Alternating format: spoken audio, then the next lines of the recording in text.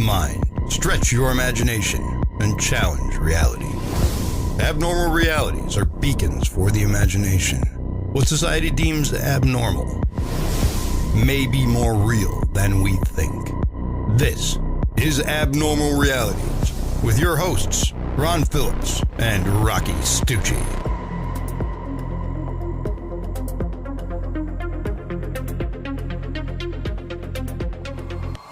Yes, here we are. We are live right here up in Minnesota, brother Ron Phillips. St. Paul, Minnesota. We are in St. Paul. St. Paul, Minnesota. Welcome to the episode of Abnormal Realities that we meant to record yesterday, but we got a few issues. We're kind of caveman stuff going on, Ron. You yelled at me for that. No big deal. That's not true. I did ask you if they had internet. They do have internet.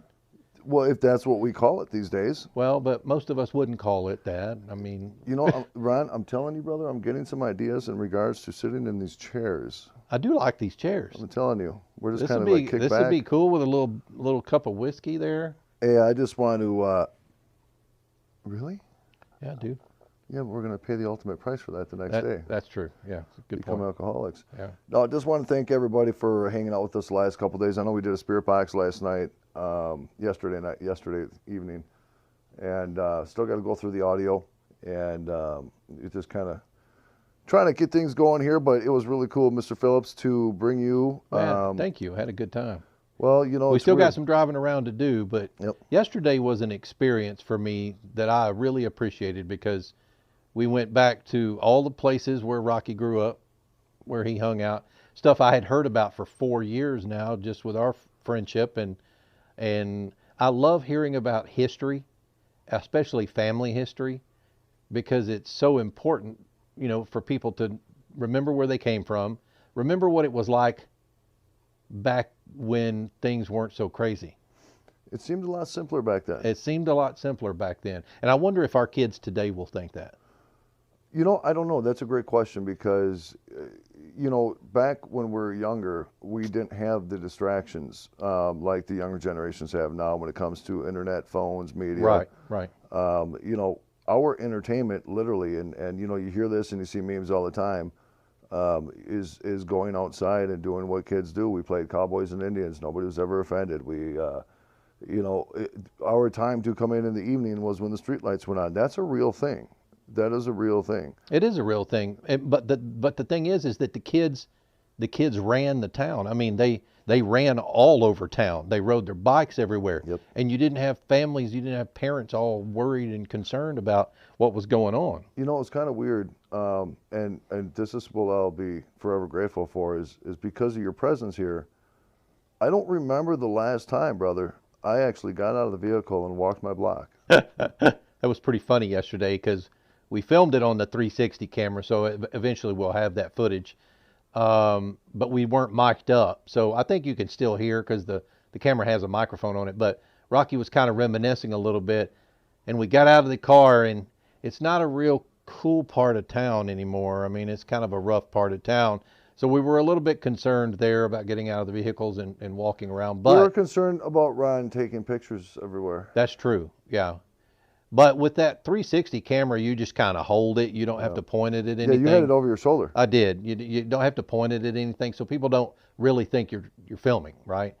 But we were talking, and there's a small wall right next to the sidewalk there in front of the house where you grew up and your next door neighbors. And Rocci reached down and he was touching the rocks on the wall, and he was like, "Man, I don't think I've touched this wall." He said, "I've touched every rock on this wall, but I haven't touched it since, the early 80s. I was a child. Yeah. I mean, this is when Billie Jean was a big thing. Yeah. You know, before then even. We're talking 81, 80, 79. Oh, yeah. It's just weird. It's just, you know, we get caught up in crazy life and we just move on when we continue to march forward and we continue to focus on today and hopefully for a better tomorrow. And, you know, it was one of those things yesterday that it was very therapeutic. To not just walk around what I call my old neighborhood, but to walk around with Dad as well and have these conversations with Dad, and then to come home and to start talking some ghost stories. Oh, that was fun. Yep. Yeah. Now, I want to say something. Now, my dad's going to be coming on here in just a little bit, and I'm actually going to step up because even though Ron produces the show, Ron is the show as well. And so Ron is going to have a conversation with my dad. My dad is very strong in his faith. Yeah. And he does not exaggerate things. He will not lie about these things. And my dad has had a lot of experiences in this home. So much so that we've been sleeping with all the TVs on, all the lights on. We see Halloween. So Rocky lives in his family lives in a split level house. So when you come in the front door, up here in the north, you have a portion of your house that's in a basement, right? Or partial basement. And this is a really nice home, very nice finished basement area. So Rocky and I are sleeping downstairs, and there's a living area down here, kind of a den, and then there's a bedroom and a bathroom and the washroom and stuff like that. But down here is the only place really that your dad Gary has experienced the spirits, or and we'll get him to tell us about it. But what's crazy is when you come down those few stairs to get down here, for me, I always get this really kind of, body shiver kind of chill. That's a real feeling, though. It is a real feeling. I'm not even joking, dude. Yeah. And I just noticed that we didn't put the thing here that we were going to put here. Oh. We'll get that in a minute and show it to you. It kind of freaked us out. But yeah, so I'm sleeping in the bedroom down the hall, and I got every light on the hall and Rocky's sleeping out here in the den, and he's got every light on out here, the TV going. I think the Roomba woke him up the first night, kind of scared him. The first night, yeah. I tried to save Ron Phillips' life. Ron came out to me very quietly, whispered in my ear. I did. Asking me to disconnect the Roomba. And so I thought I did. Well, the only reason I did that, dude, is because you told me that you were sleeping in that room where I'm at before, and the Roomba bumped the door and pushed it open and scared the hell out of you. The night before I went to Texas for the very first time, right before the big storm down there, my official move down there, I was sleeping because I stayed at my parents' house, and I was sleeping here, and all of a sudden the door opened.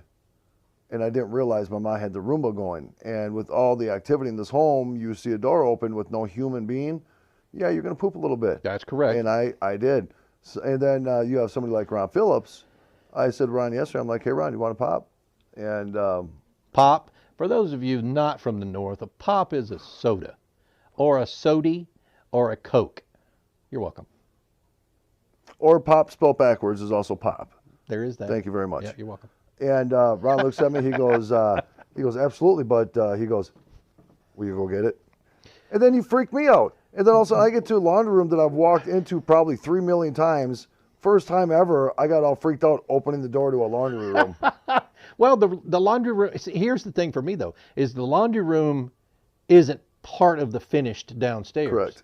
So it's got walls with insulation. You can see the brick from the lower basement piece, and there's this thing in there that I didn't really want to have to look at again. Oh. Then this morning, Rocky's sitting in the den, and I'm over here messing with the equipment, and he's chatting with his wife and over like Messenger or something like that, because you're doing video, and you flip the video around, and I'm completely ensconced into what I'm doing, and I hear her say, "Hi, Marie."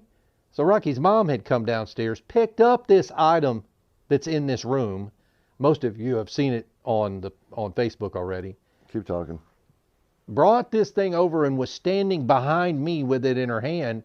And so I heard Rocky's wife say, "Hello, Marie." So I thought for a second, wait, did she just say hi to Marie? Is Marie down here? So I turned to look and looked right in the face of this thing.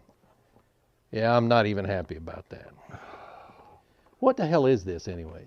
It's like a giant crystal ball. So it looks like something. What are you doing? Stop doing that. What'd I do? Stop humping that head. Was it? So yeah, I mean, this looks like something from Disney. Dude. Yeah. So my parents really get into the holidays, obviously, folks. This thing is seeing it as a face, because that's what it is a face. I'm out. That's gross. Yep. And then we also have the possessed doll. Oh, that doll was nuts. It still is. It's still sitting outside with frost all over its body. And I told it to suffer and burn in hell when you're done being frosted over. Yeah, I it was, literally it was jumped. kind of crazy. I've never in my life. Okay, one other time I did at my grandma's house because she collected dolls, those porcelain dolls. But No. I literally jumped yesterday. I went outside and forgot that little son of a bitch was in the chair, and Yeah. I seen it, and I said, When you "Oh." live in this world of paranormal, everything seems to be kind of Paranormal-ish. scary. I mean, the night we got here, Rocky's parents' yard is dark at night, and I'm thinking to myself, what in the hell is out there? Because it goes on for half an acre or so, and then it's trees and woods and stuff like that. The next day, of course, it's a beautiful backyard. But the other thing that kills me, and I noticed it when I was filming last night when we were doing the spirit box, is I had my camera pointed at that window right there all show long, and I was afraid to glance at that window because of fear of what might be looking back in at me. Yeah, well, guess what? You sleep in this room with those. And what did I say to you last night? I will not look at the windows. I won't look at the windows. And I'm watching ghost shows to go to sleep. That was dumb. It was dumb. Well, let's add to that story a little bit. Okay. All right, so my parents have a very large backyard, and it's scenic, and there's woods. There's a wood line that borders the backyard. Right. Okay. And my dad was sharing a story with us the other night. Okay. And in regards to that story, we have a pet cemetery on our property, and that is all the way up on the top of the hill in the back corner of the yard. Okay. Where we have many of past family animals. We've been in this house since 1991, and we've had animals, a lot of them. And now when my brothers and sisters lose animals, they bring their animal here and bury it up in the pet cemetery. And So- there's, what did he say? 14 or 15, right? Easy. I mean, all the way down to gerbils and birds, a couple big dogs, and then we have another dog right Whoa. above us here. Yeah. But my dad said that one night he was camping up there, literally camping. He set up the tent, and he just wanted to be adventurous. And what was he saying, Ron? He said that he heard something running around the tent. And again, my dad does not lie scampering about around this. the tent, and it was making a weird sound. He said. Like a really high-pitched, Yeah. screechy, Yep. possessed. And he said it scared the hell out of him enough that he didn't even want to get out of the tent to come back to the house. He didn't want to go to walk through the yard to come back into his home. He didn't want to leave the tent. Would not have any of those animals, had they come back in a spirit format of anything, would they not have been?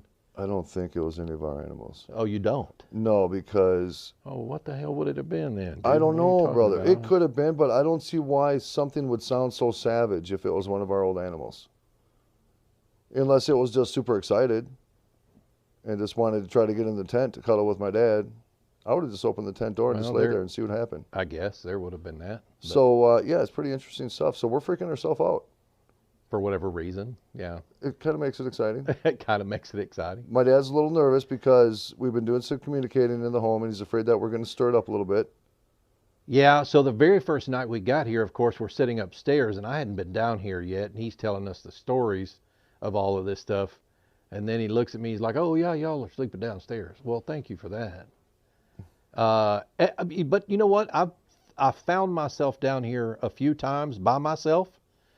I guess one was in the evening, yesterday evening, just sitting here, not necessarily hoping to hear something or see something, but that I might feel something, or hear something even, but I didn't. And we got to go back through that audio from last night. We got to go back through the audio. Once you have that experience, you'll start feeling things more, because there were quite a few times where my body was tweaking out yesterday when we were sitting on that couch. Oh, yeah? And now some of that is your mind. I mean, I don't want to sit here and pretend it's not. Some of that is your mind, like when I went into the laundry room and I freaked myself out and my body got chills. But I, for the first time in my life, actually saw a full-fledged apparition. Was that yesterday?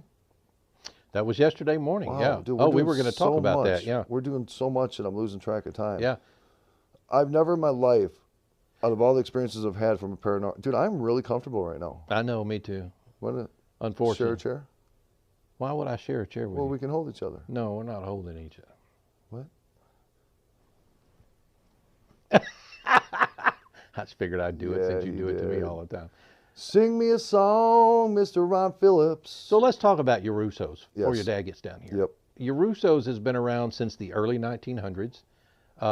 We did the video from or at Russo's yesterday. We're not going to be doing a full-fledged show from Russo's tomorrow. On Sunday, like we thought we were going to. That didn't pan out. But we may stop there. But we may stop there because we're also going to do Sweet Hollow. Yep. Are we doing that Sunday? Yes. Okay. Yeah, so we're shooting this on Friday. We'll probably broadcast it Friday evening. But yeah, we're going to try to do Russo's on Sunday.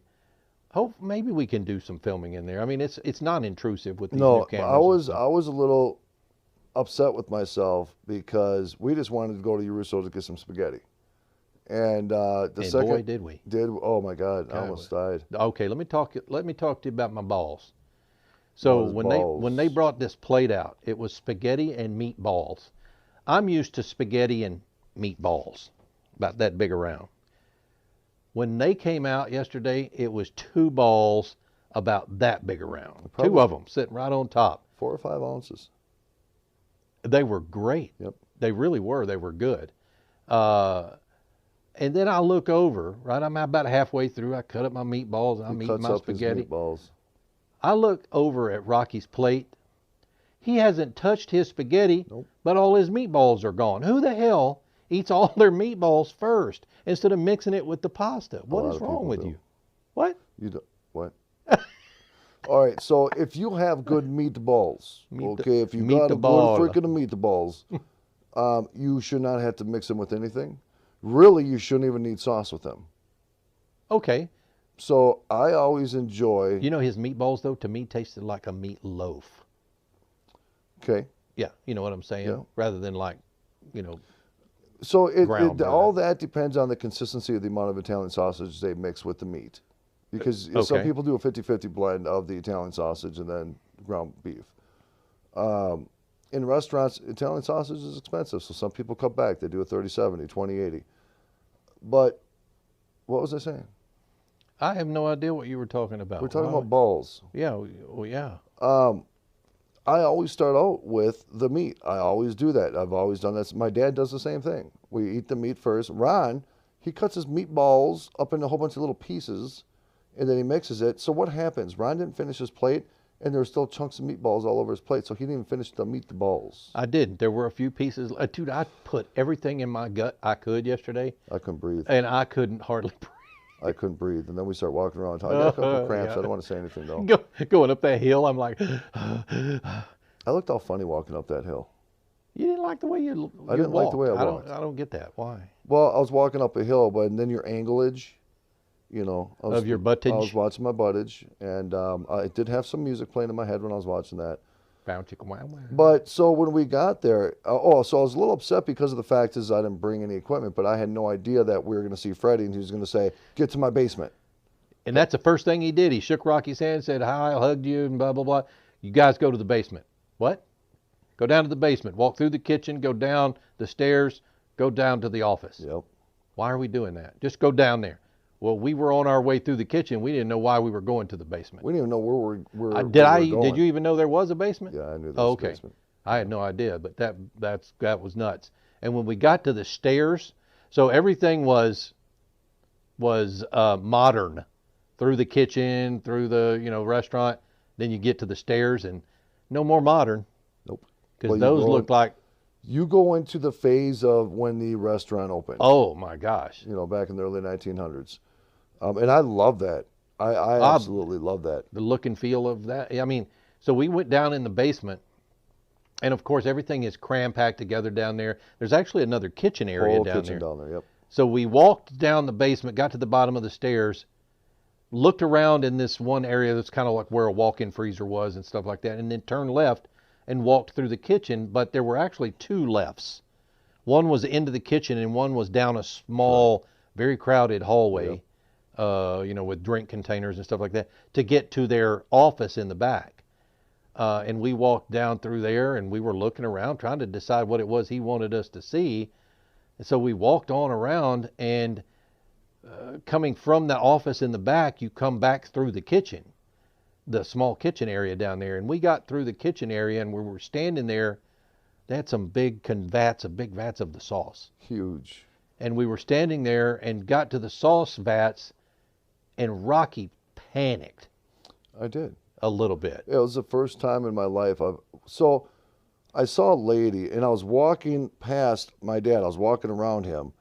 And when I was walking, I saw a lady standing there. And it's so weird because we watched the video back, and everything happened within like 2 seconds. Right. But in my mind, so much processed in my brain. So I was walking, I saw a lady, not even question. I was Full like, apparition. yeah, right. is I was what he like, said. oh God, I thought because of the fact is that we walked through the kitchen. We had Nobody no knew idea, us. Yeah, we Yeah. didn't know who the cooks were or anything like that. We just walked right through like we own the place. So I was like, oh, somebody's coming down to see who we are, what we're doing. I walk on the other side of my dad, and she was gone. So I even hesitated to say anything because I felt so weird about it. So we didn't catch anything on the 360 camera because I was running the camera when we got down there. But just as what Rocky would have seen would have been in the camera lens, Rocky passed in front of the camera, or his dad did. And then you can see Rocky kind of twitch his head, and then he kind of steps to the side to see if he can see what was behind his dad. And that's when he freaked out because it wasn't there anymore. So, Yep. And then he showed us the picture of a lady, and that was who it was. well, you told him that you saw her, and then he says, what did she look like? And you just kind of described her. And he says, maybe it was Margaret.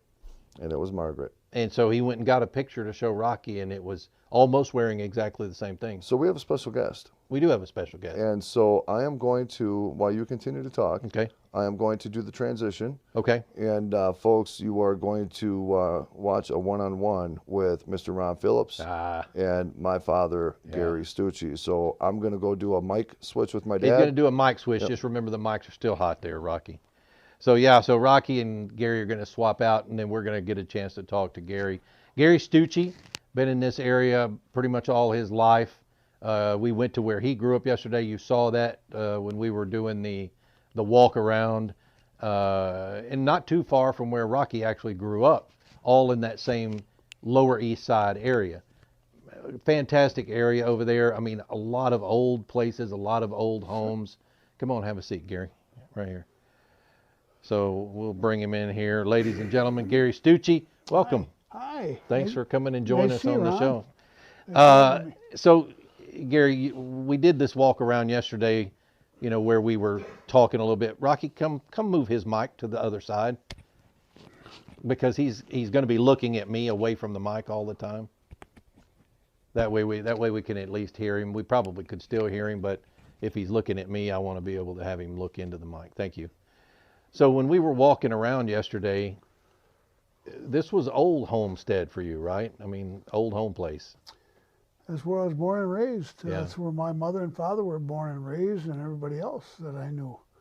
My grandfathers both come over here when they were about 12 years old, one from northern Italy and one from southern Italy, and they settled on the Lower East Side of St. Paul.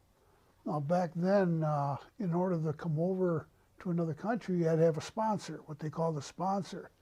And that sponsor had to make sure you had a job, place to live, place to work. Yeah. Not so much the same anymore. Well, right, but did your family from the time they came here, did they settle in this area? Yeah. They did. And I often ask my grandparents, why Minnesota? Why didn't you stay out in New York like everybody else was? Yeah. Around Ellis Island there and everything else, Jersey, and loaded with Italians out there.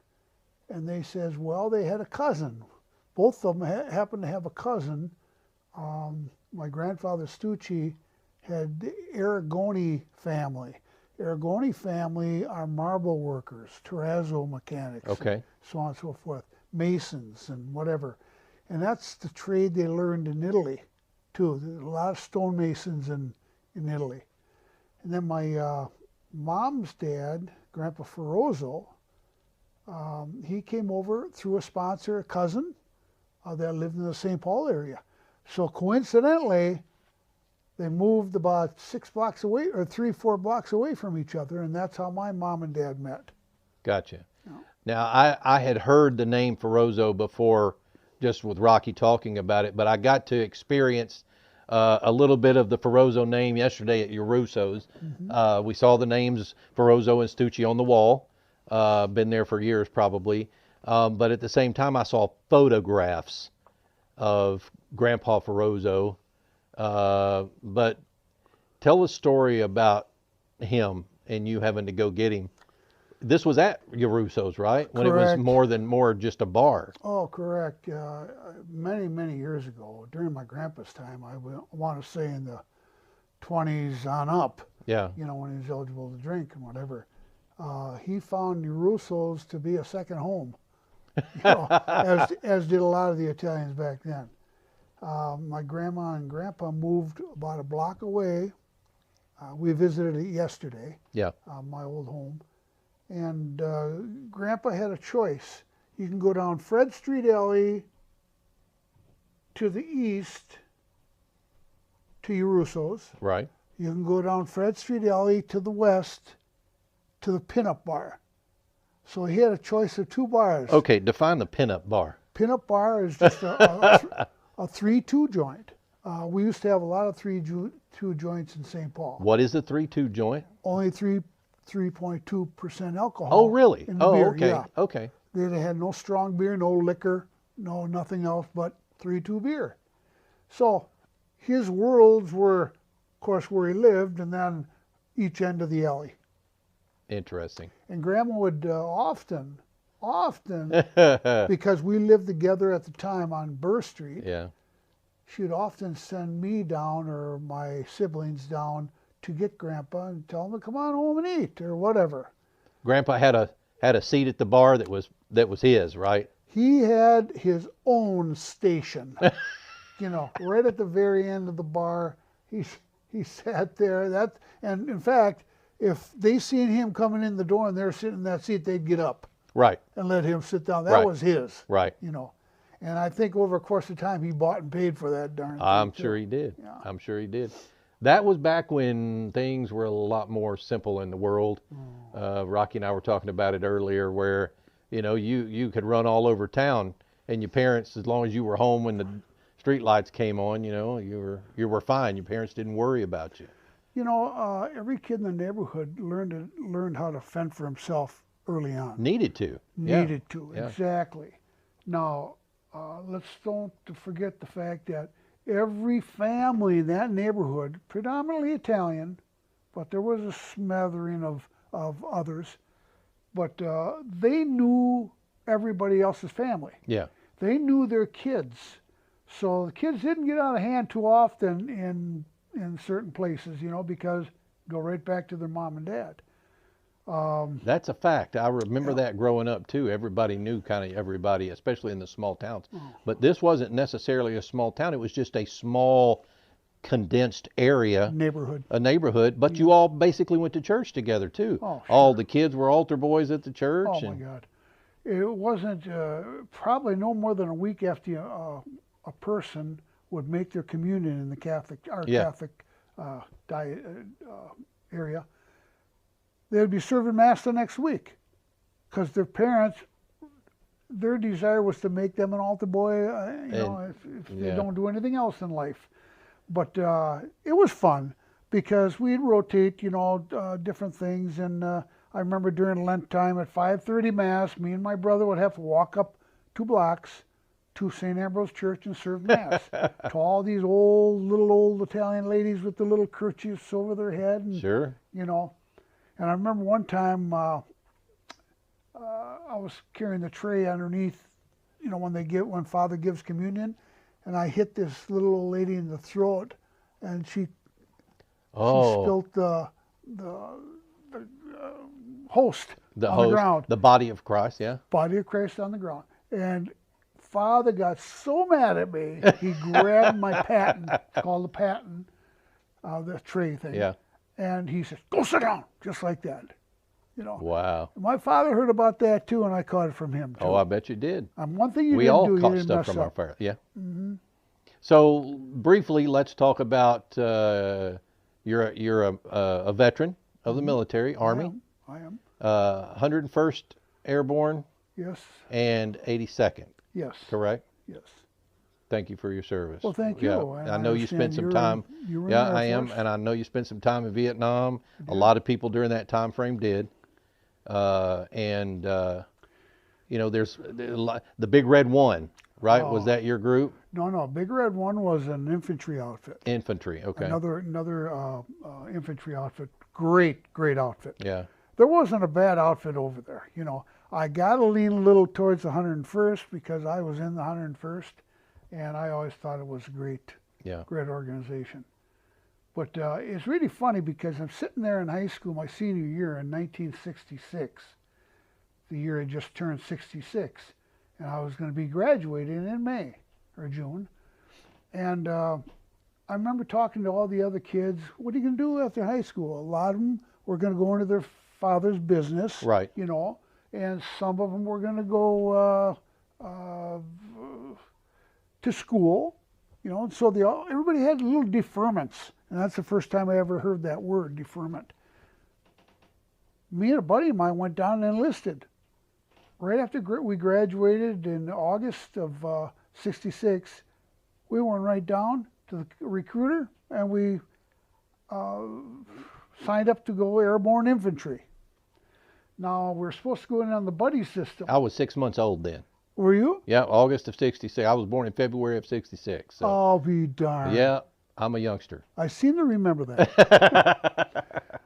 But so we went down there, and we're looking at all these pamphlets. What should we go into? You know, should we be an MP, a cook, or whatever? My friend found a paratrooper, airborne. Right. He says, "How about this?" You know, with that 18-year-old smirk on his face. "How about this?" "Fine, I'm willing if you are."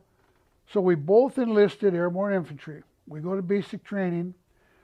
3 weeks into basic training, anybody going into the airborne has to go report and do this physical fitness test, airborne physical fitness test.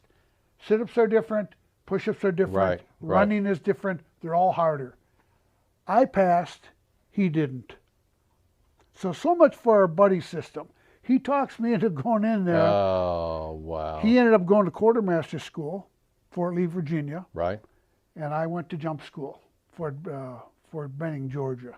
How many jumps do you know? 34. 34? At 34 jumps. I loved every one of them. How many of them were in Vietnam? I had 3 jumps in Vietnam. Yeah. Now, they were all supposed to be military combat jumps, Yeah. but thank God they didn't turn out. Good. You know, so we just landed safely and got our stuff squared away, and not a shot was fired. So Good. that's the only time it wasn't fired. I understand, and you know, a lot of people struggle coming back from Vietnam. I've met a lot of people like that, and it was just not a good place in America, the Vietnam War, and you know, our veterans coming home just struggled with all of that. I don't remember it so much because I was real young, but I remember my dad talking to me about it a lot, and it was just a tough time. Sure, you know, it's funny because during that era, the kids my age grew up in the households where military obligation was a conversation. Sure. And every boy, every male in that family had a military obligation to serve. 2 years, 3 years. I started to say Navy, we were Army. still doing the draft then, Still right? doing the Yeah. draft, yep. So you either get drafted and take your chances as to where they're going to put you, or you enlist and get into something more comfortable, Yeah. you know, with you. How many years were you in the military? I was in 3 years. 3 years. And, you know, the biggest thing you mentioned about people changing in the States during the war and all that Yeah. sort of stuff. Well, we used to receive the old Stars and Stripes paper. You remember Yeah, I do that, remember that. okay? That was our source of information with the world. We called home the world. Yeah, correct. And we'd be reading about all these protests. Now, I don't hate anybody. You know, everybody had their choice to make back then. I don't begrudge anybody for going to school instead of the Army or Navy or whatever. But when we're shorthanded, where we are, Yeah. and when you're shorthanded, you're going to get more casualties upon yourself because you're always outnumbered. But we'd read about these protests, thousands of college and high school young men burning their draft cards and everything else. Well, that affected us greatly. You know, I said, what the heck? We're over here for them. Yeah. And now they're going to get us killed because nobody's coming in. Yeah, you're not going to have anybody filling in the holes where you need them. And whenever you got them holes, you know, you're weaker. And then, of course, you can get some new recruits coming in, which are worthless, at least for a month. Yeah. So it was a tough period. I remember the adjustments I had to make in my head, you know. And I remember some of them dark, scary, terrifying nights where the only thing you heard was what we call the FU. Yeah. I know I can't swear. FU lizards. Aku. That was the sound. But Yeah. Charlie, our enemy, Yeah. could sound exactly like that. So we didn't know if it was the lizards that were out there or Charlie was crawling up on us during the night. Wow. You know? So what I got in the habit of doing, Wow. and we used to have claymore mines. I don't know if you remember what the claymore mines are. They're kind of bowed out like this here, like a plate. And what happens is when you hit it a couple times, then it explodes and it shatters all this shrapnel and nuts and bolts or whatever the heck It's they a had in it. directional thing, yeah. Exactly. But I never discharged one because Charlie, during the night, would crawl up, turn it around, so when we go to detonate it, we'd get it ourselves. Yeah. So I never bothered with them at all. Oh my goodness. Yeah, it was, well, we could talk for days, trust me, on the military stuff.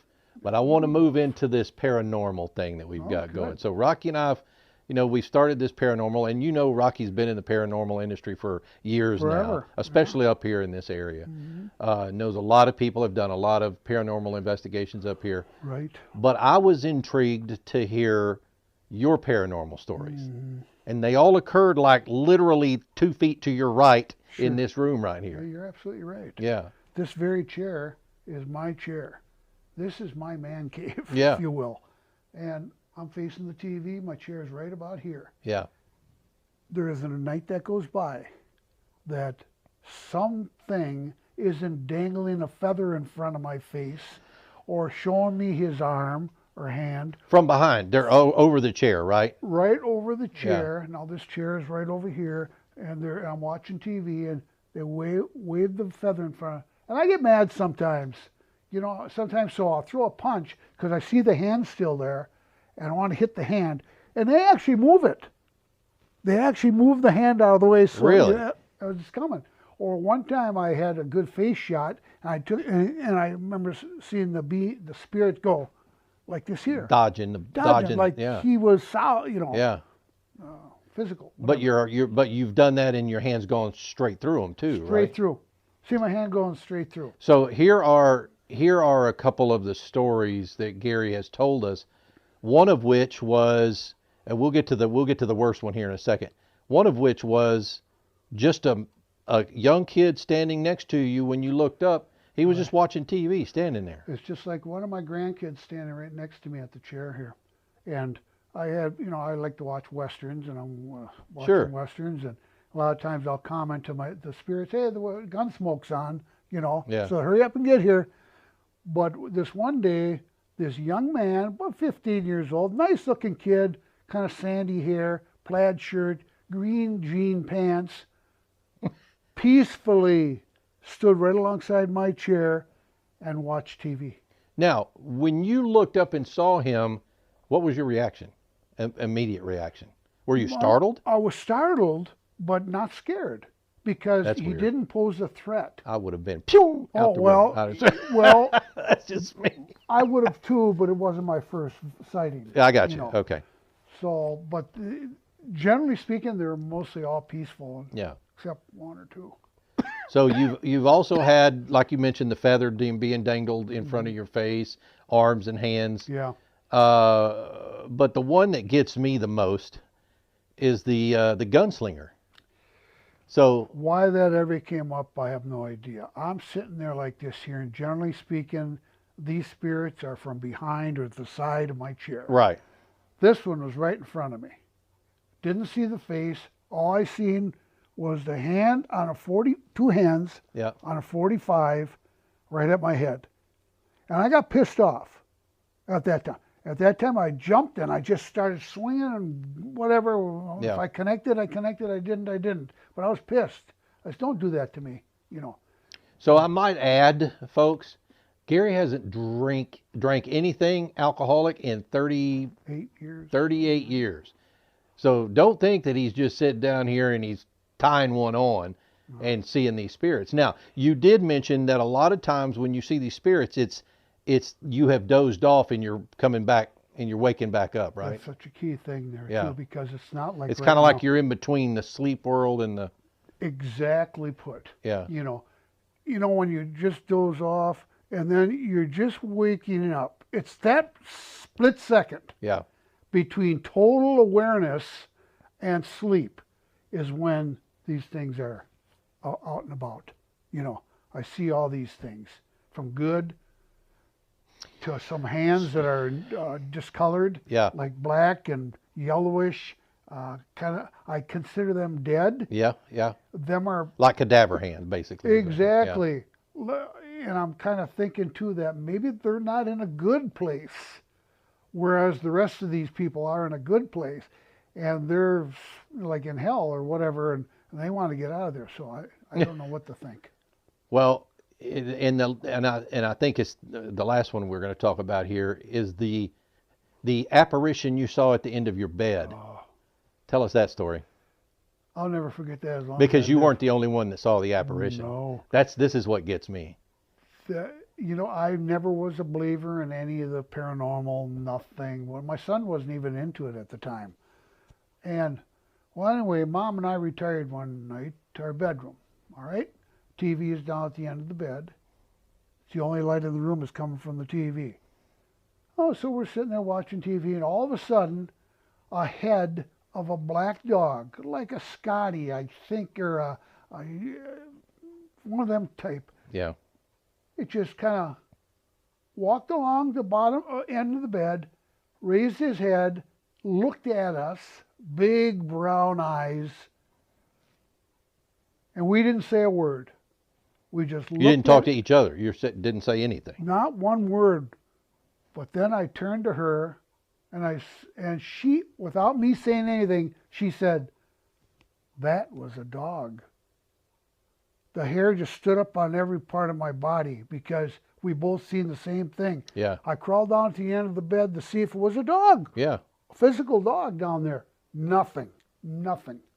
So that was the first spirit. Now, did it look like a normal dog or was it a dead dog? No, it was Okay. a beautiful, charming Wow. black dog. Okay. You know, Nope. I'm out.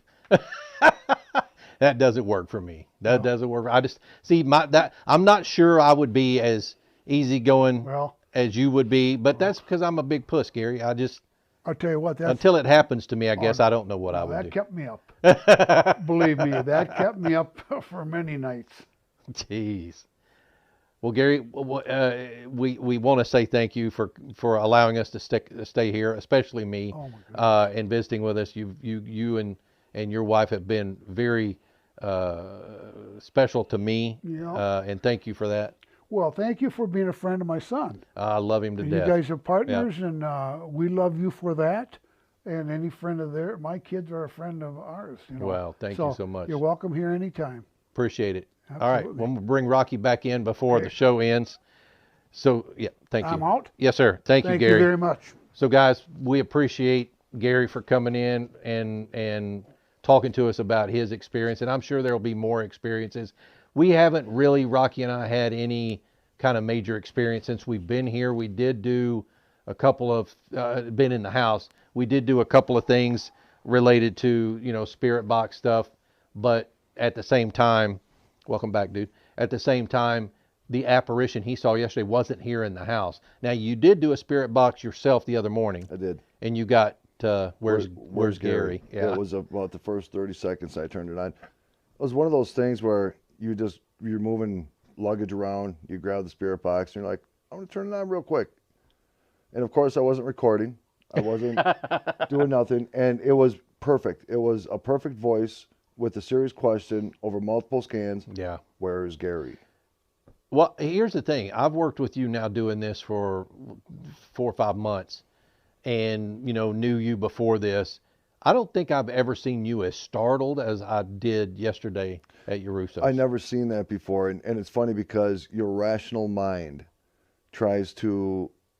I'm sorry, I don't know what a rational mind is anymore. Who does, right? But you try to. Okay, I'm seeing things. It was a shadow. It was a paradox. It was a pareidolia. It was, and I was almost uncomfortable telling you guys that I saw it because I always see a lot of people for TV always exaggerate an experience. Yeah. And I mean, I had to swear over my children. What was funny is I was standing where I could see your face. Yep. The camera wasn't necessarily there, but I was standing where I could see your face. And when you did that, it looked like you had about 200 thoughts happen in a fraction of a second. I didn't know what happened. I just because I saw a person. Yeah. It was not a see-through. It was not a half a body. This was a full person that was standing there, and I thought that we were going to get questioned on what we were doing down in the basement. Yeah. So I was already, like I said, it happened so quick, but I was already processing in my mind that we had to explain to a lady that we're friends of Freddie's, And when Freddie showed me the picture of this woman, now it was that woman, but the woman that I saw was a little bit older, and Oh, okay. and She kind of had a boxy face. yeah, square jaw, Yeah. and that's exactly what I saw. The hair was different. Yeah. From what I seen from the picture. But when I looked at the picture, I almost started crying. And I don't understand what that emotion was, if it was some sort of spiritual empathy to where maybe she was happy that she was acknowledged or that she saw, or maybe she still possesses a sadness. Right. But that is her place. She was at that building. You just scared the freaking crap out of me. Who did? My mom. Oh, because she poked her She's head all around the peeking corner. around the corner. I got my hair standing up on my... Hi, Mom. Oh, my God. You see Yeah. what we go through here? You see? Yeah. See, we're on Well, edge all but the everybody's time. on edge all the time. That's so funny. My goodness. But yeah, so, and then Freddie almost started crying when we were talking about Yeah, it. he did. And again, folks, That was his aunt, right? Aunt I Margaret? think so, yeah. Yeah. She was there since day one when her dad opened the place. Yeah. She used to pull food around in a wagon to the tables. Yeah. Yeah. Whoa. What is that? Where's it coming from? Silent Night. What is that? I don't know where it's coming from, but there's something playing Silent Night right now. Maybe that's Margaret's favorite song. Go see what that is, dude. Well, Seriously. it's something over there. No, I get that. Wait, no. Is it a there's clock? No. But No, it had to be. Is it the top of an hour? No, it's something Christmassy because it just I plays know Silent that, but Night. and I have not heard that down here. Guys, this is not joke. I haven't heard that down here since I've been here. Oh, my hair. What was that? It was a music box, It was something. But what and it's made not it the go top off? of an hour right now. It's not a clock thing. Nope, my mind has nothing that has anything to do with Christmas music or sounds. If that was someone who did that, that's down here in the basement with us, fire that off again, would you? Everybody's listening. Holy crap, Dude, dude. if that went off when you asked it to go off again, I would be out for the rest of the day.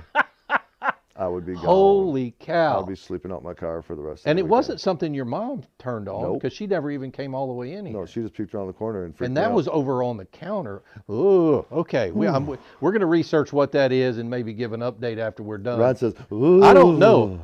I don't know if you guys could hear it or not. These mics are pretty good, but they're not that good. But that was a music box playing Silent Night, wasn't it? Night. Holy I have not one night. time in the 2 days I've been here heard that song. Neither have I. And I'm sleeping next to it. Yeah, you are, actually. Okay, that was weird. So we were talking about Margaret. It was his aunt. Yeah. And it's like, there's something, I always believe that some of those experiences are meant to happen. Like it was pre-designed to happen before it even happened. Because we weren't going to go to your Russo's.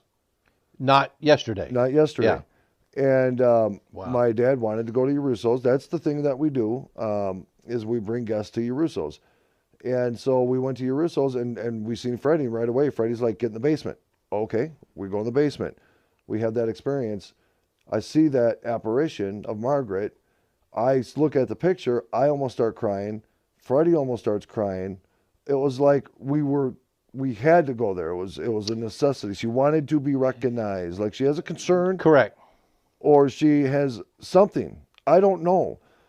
Something is drawing us to communicate with her. Yes, and what was funny to me is that he wanted us to go in the basement. He didn't tell us why. Nope. He said, "You guys need to go in the basement." Yep. Now, after the fact, he said some stuff's been happening down here. Yep.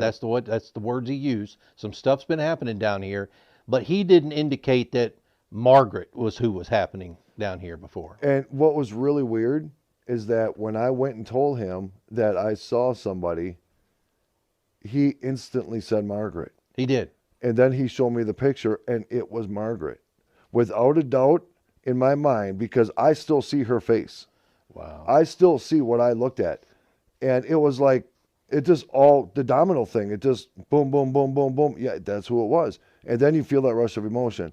So now, this is where in the word paranormal investigator, this is where the investigation comes in. Right. You know what I'm saying? Yeah. You can't call yourself a paranormal investigator unless you're actually going to investigate a location, not referring to just doing EVPs, historical relevance. Like with the dog situation with my dad upstairs. Yes. We've never had a dog breed like that. So then the next question I had was, who lived here before and did they possibly have a dog breed? And that dog lived in this home. Oh, it's a good point because they didn't buy this new when they moved Correct. here. Yeah. So, why was that dog here and why was that dog seen at that very time? And does that dog still reside in this home? It just happened to be that one time that it produced enough energy somehow to have been physically seen, to where like they saw the eyes of the dog. Yeah. Like it was a real dog. My dad literally looked underneath the bed to see what animal was in his room. Same thing with Margaret yesterday. I didn't see something that I was skeptical on seeing. I seen a real person. You saw a person standing. 100% real person. And I'm completely, like she's here right now. Yeah. Like my legs right now as we speak have goosebumps on them. Really? I wonder if she's here. But it's like now that's where the investigation comes in. We learned yesterday that Margaret opened the place. What possibly would she want to communicate? Does she have concerns? Is she worried about something? Does she just want to be recognized? Or is there something more spiritually or concerning going on that she is trying to get a message out as a warning? Now, here's the next question. If we look at our existence in spirit on this realm of existence, our physical existence, I asked my dad yesterday, does he believe that this may be purgatory?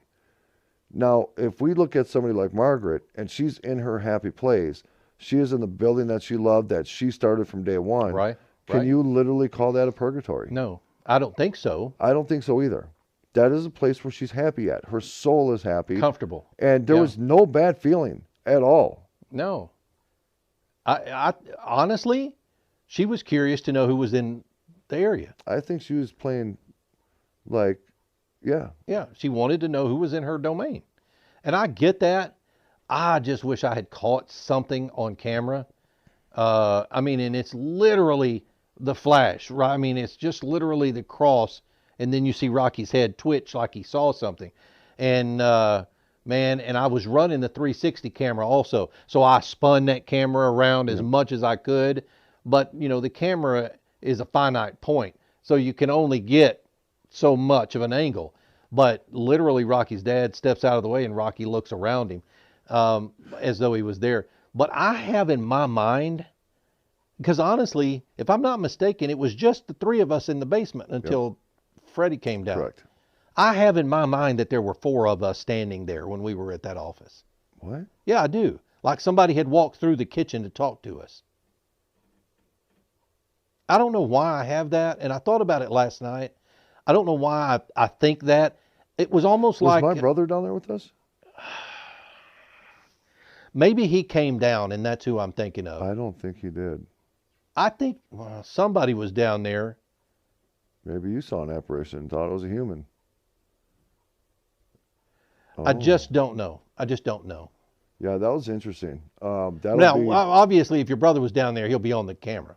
correct. Yeah. So, Now, what I'm curious about is going. because I was running that camera the whole time. Yep. So we'll go look at it. And that's what I'm curious about. And what we need to do is literally from the second you hit that record button, we need to watch that inch by inch to see if we can see not so much the full apparition, but can we see maybe shadow? Yeah. Can we see some? Because remember I asked you. Because we walked in different areas. Right, We only and got about a minute. I was asking you to focus in on that spot of the point I saw, because I wasn't looking for her, but I was looking for something different in that area, whether it be like an orb type of thing, a shadowy type of thing, or blur. So anyways, so much more to come, man. This has been badass. And Ron, I'm so damn glad you're up here checking Hey, man, this stuff I'm out. having a blast. I'm hoping I'm not bothering you and your family by being here. I enjoy it. I love being able to at least get out of Texas once in a while and see different parts of the country, especially cold. that I haven't seen. And it is cold. It was cold as hell this morning. Cold, 32 degrees It was cold. 32 degrees. And it's 90 degrees down in Texas my where we nipple live. literally popped off on the deck, and I had to glue it back on this But morning. Rocci Stucci, take us home. Oh, yeah, you did just go there. All right, folks. Hey, we apologize again for any inconvenience in regards to the streams and the internet stuff and not being able to do some live shows. But we are trying to bring you along with as much of this ride as possible. We appreciate you being here. Appreciate you hanging out. Appreciate the love and respect. And we're going to do some stuff tomorrow night. Don't forget, we've got Phantom's Feast tomorrow night out at the Renaissance Fairgrounds. That's right. And remember something. You can never figure out who you are unless you remember where you come from. And that's why understanding your history is very important. So from our family to your family, much love, much respect. AbnormalRealities.com. We love you all. Peace.